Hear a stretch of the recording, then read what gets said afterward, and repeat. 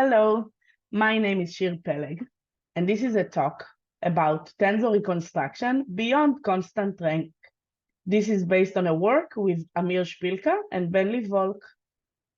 So in algebraic complexity theory, we study algebraic computations or algebraic algorithms.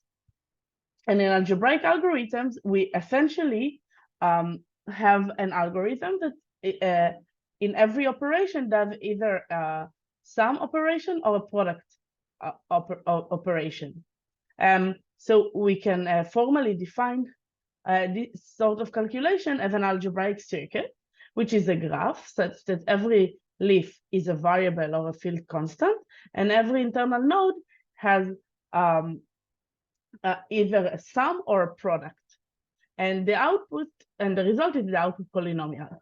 We can think about matrix multiplication or computing the determinant or FFT as algebraic circuits. And in algebraic complexity theory, we study several main problems regarding algebraic circuits. The first is we design upper bounds. So we want to find fast algorithms, for example, for matrix multiplication. We're looking for the fastest algorithm, which is essentially the smallest circuit that computes matrix multiplication or any other algebraic problems. We're also interested in lower bounds, show that some explicit polynomial does not have a small algebraic circuit. And we have two classes, VP and VNP, which are analogous to P and NP. And we want to separate them. It's still open, of course. And we have some candidates, mainly the permanent polynomial that we conjecture that does not have small algebraic circuit, but we still do not know how to separate those classes, but we study lower bounds, similar to Boolean complexity. There is an approach that relates to lower bounds on ranks of tensors, but we'll get into it later. We are also interested in identity testing, which is the problem that given an arithmetic circuit C, we want to figure out whether C computes the identically zero polynomial. This problem is quite easy to solve when we have randomness, right? Because if we have a circuit that computes the non-zero polynomial, then if you evaluate it on a random point, with high probability, you get a non-zero value. But without randomness, the naive thing to do is just to interpolate and get the coefficient for every monomial, but the polynomial can have exponentially many monomials. So this approach runs in exponential time and is not polynomial. So this is the best deterministic result for general circuits. But we want to have a polynomial algorithm. And we are also studying reconstruction, which is learning of algebraic circuits. And we'll go into what is reconstruction in the next slide. So in the reconstruction of algebraic circuits, we're given Oracle access to a polynomial or circuit. And so we can plug in valuation points alphas, and we get the value of the polynomial at the point alpha, f of alpha. And we want to output a circuit that computes f, and we want this circuit to be small, but let me define some more restrictions on this problem. So this is analogous to learning in the Boolean complexity world. And we can ask ourselves now, if we have a general polynomials, maybe we cannot do much better. If the polynomial does not have a small circuit, so maybe we can do something better than interpolate. So a lot of the time, we assume that the polynomial, that we actually get black box access to a circuit, or a polynomial that has a circuit is in some class C. And sometimes we require the output to be a member of the class C. And if yes, this is called proper learning. You can also maybe ask the output to be a member of a little larger class, a class that contains C, but this allows us to measure how far our result is from the input or something like that. And we can also have, in a similar sense, we can also ask, maybe you can output the smallest circuits that computes the same polynomial. Maybe just something small enough that is approximation of the smallest. So these are other requirements that may be required and might not. This problem is hard. So usually when we study this problem, we focus on weaker models. So not reconstruction of general circuits, but smaller classes of algebraic circuits. And in this talk, we will talk about depth-3 circuits with top fan-in bounded by K. So here we have an algebraic circuit. It has 3 layers. The first layer contains only sum gates, and it computes linear functions, L1 through LT, as written here. And then the second layer contains only product gate, and it can multiply. Each product gate multiplies some set of linear function. And then the output gate, the top fan-in gate, is marked by plus sign and has a fan-in bounded by K. So this is the model. Sigma, pi, sigma represent the depth 3 and the order sigma, pi, and sigma. And the K, the superscript K on the beginning, on the first sigma, represents that we have a top fan-in bounded by K. So sigma, pi, sigma, and if it's written sigma, K, pi, sigma, it means that we bound the top fan-in. So sigma, pi, sigma circuit with top fan-in K computes a polynomial of the following form. So we have K summons. Each of them is a product of some number of linear forms. Okay? So this is a general depth polynomial computed by a depth-3 arithmetic circuit with top fan-in K. And we can even define weaker models. First, we can assume that each product gate only products the same linear function, which means it is essentially a powering gate.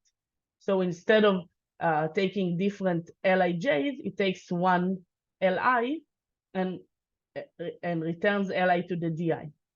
So this is called a depth-3 powering circuit. We also have multilinear circuits in which we assume that for every product gate, the different Li's that it products have disjoint support. Notice that it's not that if the polynomial that is computed by the circuit is multilinear, it does not imply that the circuit itself is multilinear. But because you can have cancellations. So the output can be multilinear, but you can do in the computation steps that are not multilinear.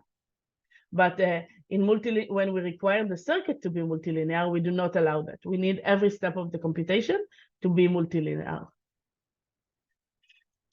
And finally, we also have set multilinear circuits. So in this family of circuits, we partition the set of variables into T disjoint sets of variables, and each product gates get exactly the function, products exactly the function. Each of them depends on a different set of the partitions. So Li depends only on the variables in the set Xi.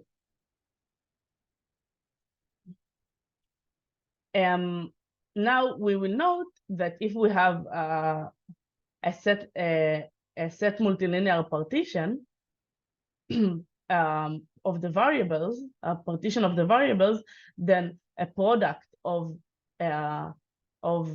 different linear form, each of them on different sets, in the partition is exactly a rank 1 tensor.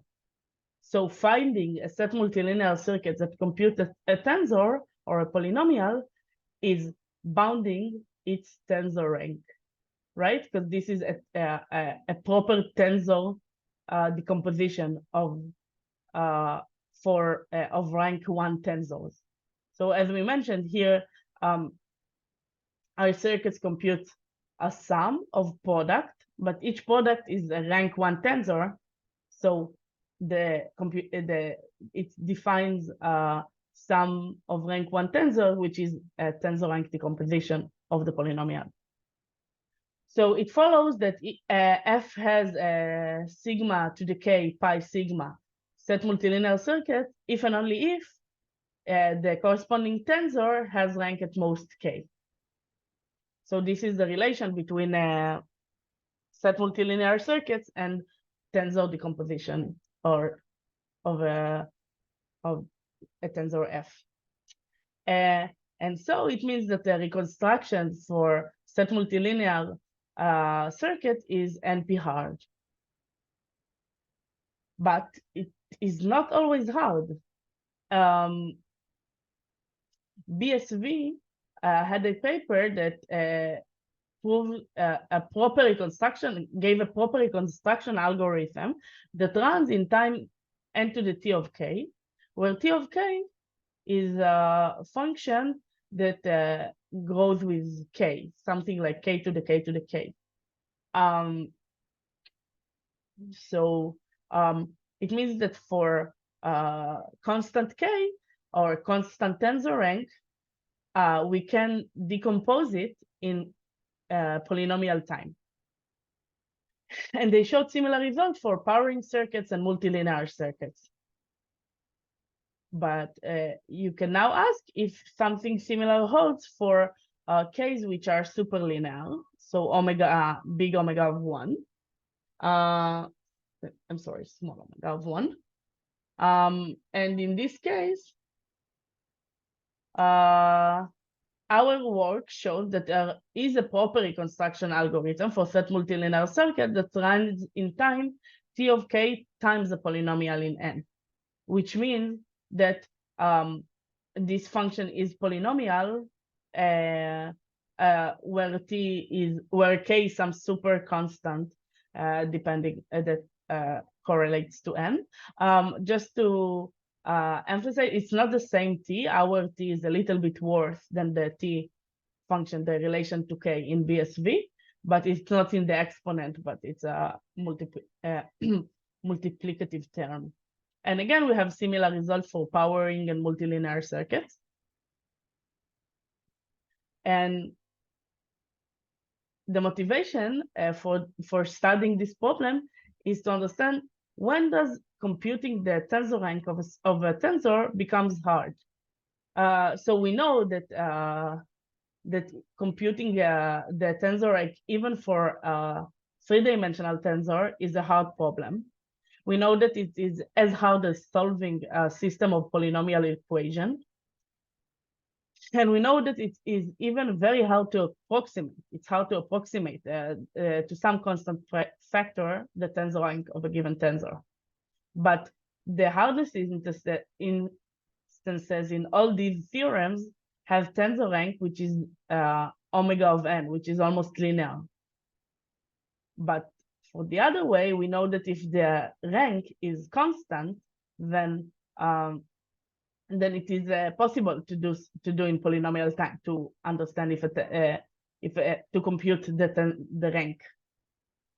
So and in this work, we show that it is not hard for some super constant k of n. So it's interesting to think about where the cutoff, when does it start being NP hard? I won't have time to go into the proof, but I want to take some time, the rest of my time, and introduce two definitions that are critical to our proof. So we want to define the syntactic rank of an algebraic circuit. And the essence of what we want to define is the number of linear function or the number of variables on which the polynomial relies. So the naive way to define it is the dimension of all linear functions in the circuit. If the dimension is t, then up to some linear transformation, your polynomial essentially rely on t variables. So here is a statement that was studied during the research of polynomial identity testing for this family of circuits. And it states that there is a function R such that every circuit of rank at most R that computes the, so that every circuit that computes the zero polynomial has syntactic rank of at most R. Now, with the current definition of syntactic rank, it is obviously not true, because you can take any zero circuit that computes a zero polynomial and just multiply it by any polynomial as large as you want, and it will still compute the zero polynomial. So we need to factor out some common